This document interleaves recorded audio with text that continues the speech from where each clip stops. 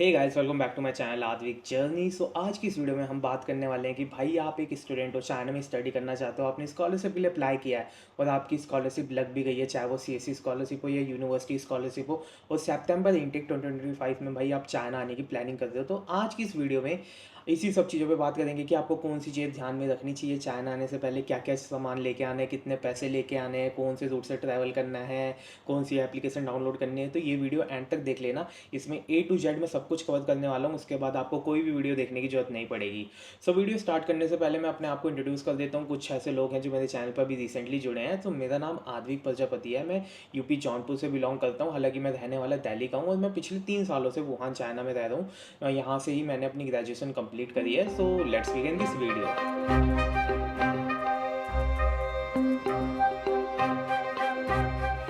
सबसे पहले तो कॉन्ग्रेचुलेसन भाई उन सभी स्टूडेंट को जिनकी स्कॉलरशिप लगी है और उनके सपने पूरे होने वाले हैं, क्योंकि आप लोग भाई चाइना में ट्रैवल करने के लिए प्लानिंग कर रहे हो, आपकी स्कॉलरशिप ऑलरेडी लग चुकी है। सो अब मैं बात करता हूँ स्कॉलरशिप लगने के बाद भाई प्रोसीजर क्या होता है, आपको क्या क्या चीज़ें फॉलो करनी है, कैसे पैकिंग करनी है, ये सब चीज़ों की। देखो, जब आपकी स्कॉलरशिप लगती है, स्कॉलरशिप लगने के बाद यूनिवर्सिटी आपको एडमिशन लेटर और J W form basically visa application form होता है, वीज़ा के लिए यूज़ होता है। और एडमिशन लेटर कि हाँ भाई यूनिवर्सिटी ने आपको कौन सी स्कॉलरशिप दी है, क्या क्या चीज़ें कवर है, क्या क्या नहीं कवर है। और इसमें कुछ ऐसे स्टूडेंट होंगे जिनकी यूनिवर्सिटी स्कॉलरशिप लगी होगी, जिनका स्टाइपेंड बहुत कम होगा या स्टाइपेंड नहीं होगा, खाली ट्यूशन फीस कवर होगी, या तो ट्यूशन फीस भी हाफ कवर होगी, या तो सीएससी स्कॉलरशिप होगी। सो ये वीडियो ना सभी के लिए है, क्योंकि सब सेम प्रोसेस आपको फॉलो करना है। ठीक है, बाकी स्कॉलरशिप आपकी बस अलग होगी, बट प्रोसेस सेम है। सो आपके पास एडमिशन लेटर आ गया यूनिवर्सिटी से, जे फॉर्म आ गया, ये दो चीज़ें आ गई। ठीक है, अब चाहे यूनिवर्सिटी आपको बाय कोरियर भेजे, और मैक्सिमम यूनिवर्सिटीज आपको मतलब इलेक्ट्रॉनिक वर्जन भेजती है, ईमेल पे आपको सेंड कर देती है, आप एक प्रिंट निकलवा सकते हो अच्छे पेपर पे, अच्छी क्वालिटी का। सो उसके बाद आपको चेक करना है कि आप इंडिया में किस जगह लोकेटेड हो और वहाँ पर नियर बाय वीएफएस कौन सा लगता है, सबसे बड़ी एम्बेसी कहाँ की है। अगर आप महाराष्ट्र में हो तो मुंबई जाना पड़ेगा, अगर आप कहीं पंजाब वगैरह की साइड हो तो आपको दिल्ली आना पड़ेगा। उसके बाद आपको वीएफएस की वेबसाइट पर जाकर, चाइना एम्बेसी की वेबसाइट पर जाकर वहाँ पर वीज़ा एप्लीकेशन फॉर्म फिल करना है। बहुत ही लंबा फॉर्म होता है, इसकी वीडियो आप यूट्यूब पर देख सकते हो, लोगों ने बना रखी है कि आपको कैसे फिल करना है। बेसिक इन्फॉर्मेशन देनी है, आप कहाँ से बिलोंग करते हो, क्या है आपकी एजुकेशन क्वालिफिकेशन, एंड ऑल पूरी डिटेल आप भर देना। और उसमें ना पूछते हैं कि आपको कौन सा वीज़ा मतलब चाहिए, और उसमें ना पूछते हैं, जब आप वीज़ा एप्लीकेशन फॉर्म भरोगे ना, वहाँ पर ना फ्लाइट नंबर मांगेगा और आपको बोलेगा कि वीज़ा की ड्यूरेशन भाई कितने दिन के लिए चाहिए, कितने लंबा वीज़ा चाहिए, ये वो चीज़ें। सो मैं पहले ही क्लियर कर देता हूँ। देखो, जब आप वीज़ा एप्लीकेशन फॉर्म भरोगे ना, वहाँ पर कोई भी आप सर्च करके ना रैंडम फ्लाइट नंबर डाल सकते हो। ऐसा नहीं है कि आपको फ्लाइट पहले ही बुक करनी है, क्योंकि वीज़ा से पहले फ्लाइट बुक नहीं कर सकते हो। इनकेस अगर आपका वीज़ा नहीं आया किसी वजह से, सो आपकी जो फ्लाइट टिकट है वो तो रिटर्न होगी नहीं और बहुत पैसे आपके नुकसान होंगे। तो आप वहाँ पर कोई भी एक सर्च करके रैंडम फ्लाइट नंबर डाल सकते हो। वीज़ा की ड्यूरेशन भाई आप 3 महीने ही डालना, क्योंकि स्टार्टिंग में आपको जितनी भी आपकी कोर्स की ड्यूरेशन है उसका वीज़ा नहीं मिलता है इंडिया में। आपको खाली एंट्री वीज़ा मिलेगा 3 महीने के लिए। तो वो आपको खाली आपके पासपोर्ट पे 3 महीने का एंट्री वीज़ा लगा के दे देंगे। उसके बाद आपको चाइना में आके ही भाई जो आपका प्रॉपर स्टडी वीज़ा होता है वो प्रिंट होगा। सो वीएफएस की वेबसाइट पर गए, आपने एप्लीकेशन फॉर्म वहाँ पे खोला, सारी डिटेल डाली, वहाँ पे फ्लाइट नंबर डाल मांगेगा, आप रैंडम कोई भी फ्लाइट नंबर डाल देना सर्च करके। उसके बाद ऐसा नहीं है कि आपको टिकट दिखानी पड़ेगी, आपको कोई टिकट नहीं दिखानी है। वहाँ पे वीज़ा की ड्यूरेशन मांगेगा कि कौन सा शॉर्ट टर्म वीज़ा, ये वो चीज़ें। खाली आपको एंट्री वीज़ा चाहिए। अगर आप लॉन्ग टर्म वीज़ा भी लिखते हो, वो वहाँ पर वीएफएस में जब आप जाओगे तो वहाँ पे आपकी एप्लीकेशन में चेंजेस वो कर देंगे, खुद ही कर देंगे। बट मैं यहाँ से आपको सजेस्ट करूँगा कि आप सही डिटेल फिल करके ही जाना, वरना वहाँ पे थोड़ी दिक्कत होती है। तो आप यहाँ से 3 महीने की ड्यूरेशन ही डाल के जाना। जितने 3 महीने का आपको वीज़ा चाहिए वो एंट्री वीज़ा होता है, 3 महीने तक वैलिड होता है। उस 3 महीने के अंदर आपको चाइना में एंट्री करनी होती है। सो आपने अपनी वीज़ा एप्लीकेशन फॉर्म पूरा फिल कर लिया। उसके बाद वो फॉर्म आपको डाउनलोड कर लेना है। फिर उसी वीएफएस की वेबसाइट पे एक अलग से ऑप्शन होगा अपॉइंटमेंट का, आपको अपॉइंटमेंट बुक करनी है। हालांकि जहाँ तक मुझे पता है मंडे वॉक इन होता है, मतलब बिना अपॉइंटमेंट के आप मंडे को जा सकते हो। बट आपको वो पहले कंफर्म करना होगा। मेरे टाइम पे वॉकिंग था और शायद अभी भी होगा। बट आपको अपॉइंटमेंट बुक कर लेनी है। ठीक है, आपने वीज़ा एप्लीकेशन अपनी फिल करी, वीज़ा एप्लीकेशन नंबर अपना नोट डाउन कर लेना। उसके बाद वहाँ पर आपको वो अपना एप्लीकेशन नंबर डालना है अपॉइंटमेंट वाले सेक्शन में, और वहाँ पर आपको डेट सेलेक्ट करनी है। वहाँ पर जितनी भी अवेलेबल अपॉइंटमेंट होगी ना, वो दिख जाएगा कि कौन से डेट पे भाई आप अपॉइंटमेंट बुक कर सकते हो। आपको वहाँ पे बुक करके वो प्रिंट निकलवा के वो सारे डॉक्यूमेंट लेके आपको चले जाए। अब आपके मन में एक डाउट आएगा कि हमें कौन कौन से डॉक्यूमेंट्स लेके वीएफएस जाना है। देखो, स्कॉलरशिप अप्लाई करते वक्त आपने जितने भी डॉक्यूमेंट अपलोड किए थे ना, आपको सारे डॉक्यूमेंट अपने साथ कैरी करने हैं, फोटो वगैरह सब खिंचवा लेना। और मेनली तो वही हो गया, डिप्लोमा ट्रांसक्रिप्ट वगैरह हो गया, ये सब चीज़ें। और आपकी जो ट्रांसक्रिप्ट है और जो डिप्लोमा है ठीक है। और जो डिग्री है, सॉरी डिप्लोमा नहीं, जो डिग्री है उसकी एकदम कलर्ड फोटोकॉपी निकलवाना, एकदम मतलब ओरिजिनल लगे ऐसी फोटोकॉपी निकलवाना। उसके बाद उसको नोटराइज करवाना है आपको। आपने स्कॉलरशिप के लिए अप्लाई किया, स्कॉलरशिप में दिया होगा तो आपकी ऑलरेडी नोटरी होगी वो पहले से ही। अपनी ओरिजिनल डिग्री और ट्रांसक्रिप्ट नोटरी मत करवा लेना, ठीक है। उसकी कलर्ड कॉपी आपको नोटरी करवानी है, उसके बाद आप वो फोटोकॉपी यूज़ करके लगा सकते हो।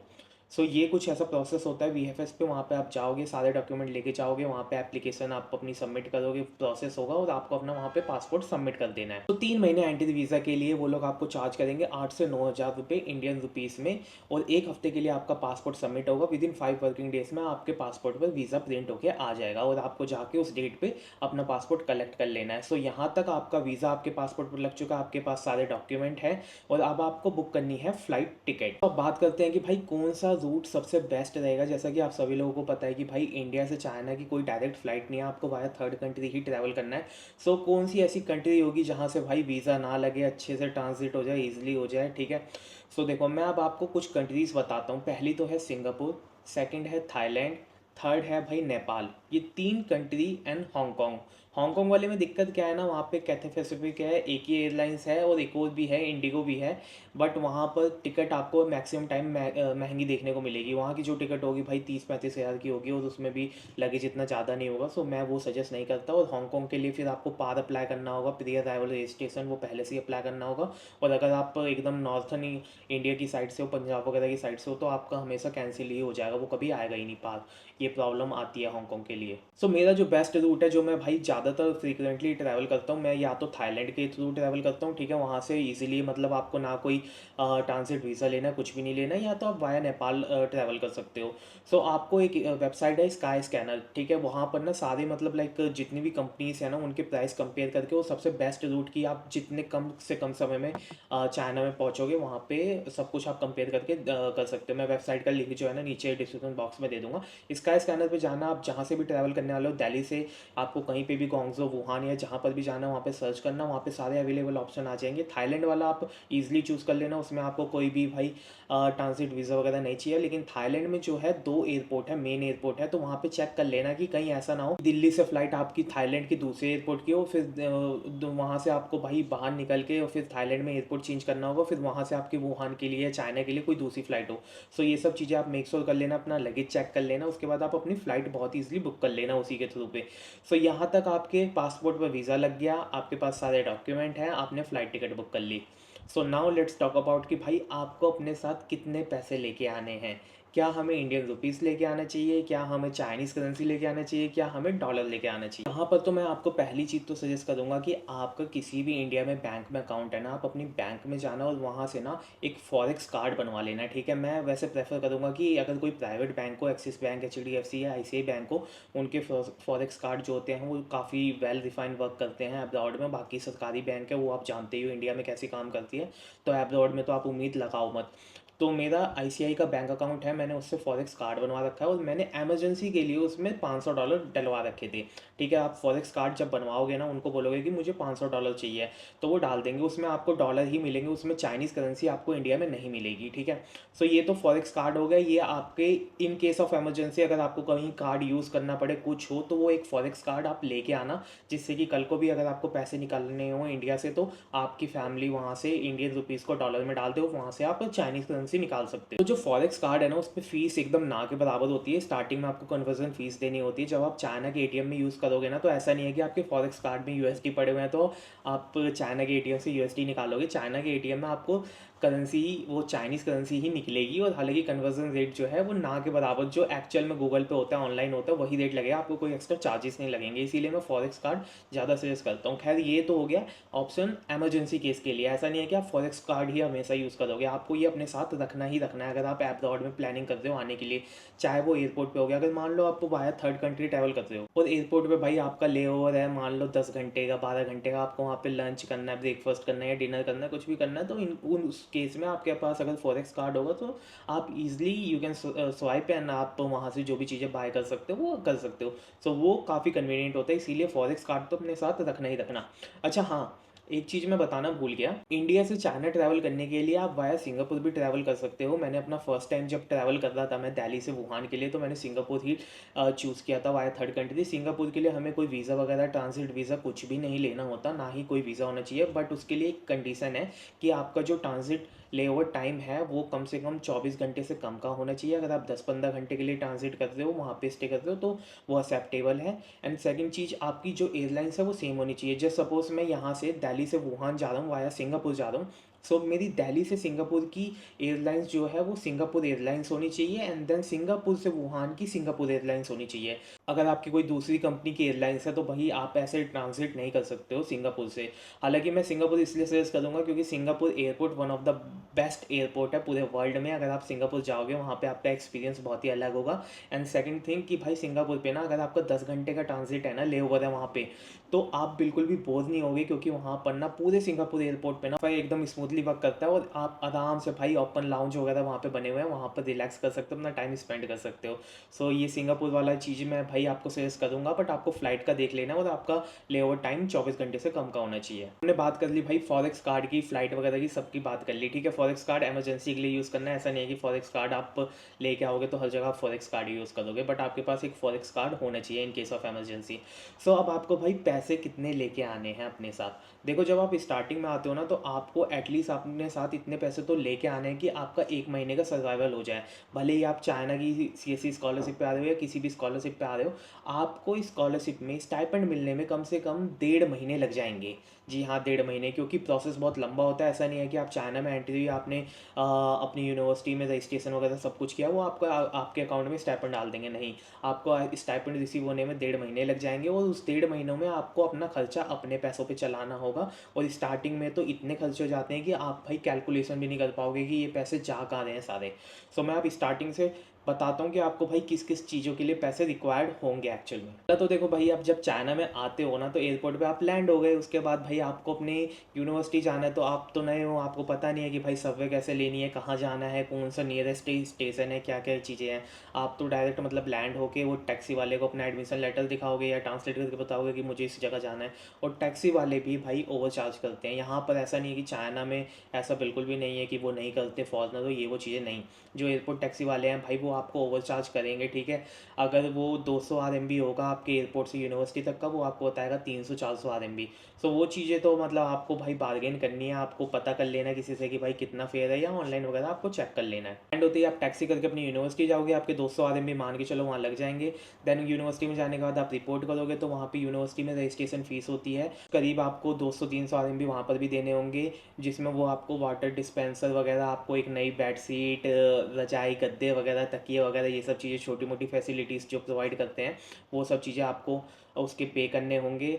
मान लो आपके 200 RMB लग गए भाई एयरपोर्ट से यूनिवर्सिटी जाने की, उसके बाद यूनिवर्सिटी में जाने के बाद आप रजिस्ट्रेशन करवाओगे, उसमें 100-200 RMB आपके लग जाएंगे। डोमेट्री में आपको पे करने पड़ेंगे कुछ 200-300 RMB, ये डिपेंड करता है यूनिवर्सिटी टू यूनिवर्सिटी, बट मैं आपको एक रफली आइडिया बता रहा हूँ कि इस हिसाब से आप प्रिपेयर होके आना, ठीक है। आपको रूम मिल गया, यहाँ तक आपके लग गए लगभग 600 RMB लग गए। रूम मिलने के बाद भाई अपना सामान रखोगे, उसके बाद आप अपना पासपोर्ट लेके बाहर जाओगे। यूनिवर्सिटी में ही अंदर कहीं ना कहीं सिम की दुकान बनी होगी, चाइना यूनिकॉम, चाइना टेलीकॉम वगैरह, दो कंपनी है जो चाइना में चलती हैं टेलीकॉम में। वहाँ पे जाके भाई एक सिम कार्ड लोगे, अपना पासपोर्ट देके, तो स्टार्टिंग में आपको 200 RMB सिम कार्ड के देने होंगे। वो 100 RMB आपको सिम जो स्टार्टिंग में परचेस अमाउंट होता है वो है, और उसके बाद 50 RMB आपका मंथली रिचार्ज होगा। सो 200-250 RMB उसमें यूँ मान के चलो कि आपको सिम कार्ड में लग जाएंगे स्टार्टिंग में। सो यहाँ तक भाई आपके 800 RMB लग गए मोटा मोटी, ये रफली आइडिया है कि मतलब 800 RMB मान के चलो यहाँ तक आपके लग गए। अगले दिन आप भाई उठोगे, नहाओ धोगे या नहीं भी नहाओगे, अगले दिन आप ISO जाओगे, इंटरनेशनल स्टूडेंट ऑफिस जाओगे, वहाँ पर बताओगे, वहाँ पर रिपोर्ट करोगे कि मेरा एडमिशन हुआ है, मैं यहाँ से आया हूँ, ये वो चीज़ें हैं, ठीक है। देन उसके बाद वो लोग आपके वीज़ा वगैरह के डॉक्यूमेंट प्रिपेयर करेंगे, लेकिन उससे पहले आपको एक जगह पे भेजेंगे, वो भाई चाइना की किसी हॉस्पिटल में आपको मेडिकल कराने के लिए। आप जो इंडिया से मेडिकल करवा के जो मेडिकल रिपोर्ट लेके आओगे वो भाई इनको कुछ फ़र्क नहीं पड़ता, ये लोग देखेंगे भी नहीं, ये इट डज़न्ट मैटर कि भाई कौन सा हॉस्पिटल है क्या है, ये लोग अपने ही हॉस्पिटल से मेडिकल करवाएंगे। तो ये लोग आपको लोकेशन बताएंगे और बोलेंगे कि वहाँ पर जाके मेडिकल कराओ। वहाँ पर जाकर मेडिकल कराने के लिए भाई आपको लग जाएंगे कम से कम 300 RMB। तो 300 RMB यहाँ पर मेडिकल में चले गए तो लगभग आपके 1100 RMB भाई यहाँ तक खर्च हो गए हैं। उसके बाद आप 2-3 दिन वेट करोगे, उसके बाद अपनी मेडिकल रिपोर्ट जाके कलेक्ट करोगे। मेडिकल रिपोर्ट कलेक्ट करने के बाद अपने आईएसओ में आओगे, उन्हें बताओगे मेरा मेडिकल हो चुका है, दिखाओगे ये वो चीज़ें। उसके बाद वो लोग बोलेंगे कि भाई आपको इंश्योरेंस परचेज़ करना है। ये सब इंश्योरेंस भी भाई आपको पहले ही खुद से परचेज़ करना है। स्कॉलरशिप में अगर भले ही इंश्योरेंस कवर है, लेकिन स्कॉलरशिप का इंश्योरेंस जो है वो भाई आपको 1 महीने बाद जाके रिसीव होगा उसका अमाउंट, तो आपको अपने पैसे ही लगाने पड़ेंगे स्टार्टिंग में।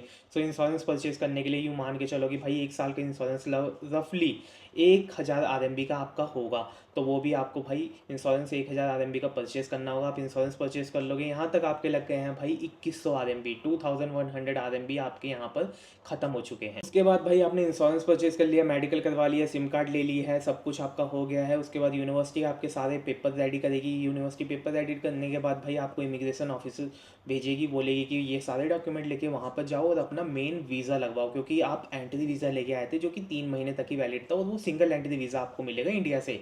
एक बार आपने चाइना में एंट्री कर ली तो उस वीज़ा का रोल खत्म हो गया है, ठीक है। सो यूनिवर्सिटी जब आपको सारे डॉक्यूमेंट लेके भेजेगी, आपको वहाँ पर लोकेशन बताएगी, वहाँ पे इमिग्रेशन ऑफिस में जाना होगा। आप वहाँ पर सारे पेपर वगैरह सब कुछ सबमिट करोगे, अपना पासपोर्ट सबमिट करोगे और वहाँ पर भाई वो लोग आपको आपकी स्टडी ड्यूरेशन के हिसाब से वीज़ा देंगे। हो सकता है कि आपका भाई 3 साल का कोर्स हो तो आपको स्टार्टिंग में ही 3 साल का वीज़ा मिल जाए, या तो वो 1-1 साल करके वो रिन्यू करेंगे वीज़ा। तो मिनिमम 1 साल का वीज़ा तो आपका मिलेगा ही मिलेगा और उसमें आपके पैसे लग जाएंगे करीब 800 RMB। एंड देन वहाँ पर भाई आप अपना पासपोर्ट सबमिट करोगे, कुछ 5 वर्किंग डेज बाद आपको जाना होगा तो अपना पासपोर्ट कलेक्ट करना होगा। सो यहाँ तक आपके लग गए हैं भाई 2900 RMB आपके एकदम ही खत्म हो चुके हैं।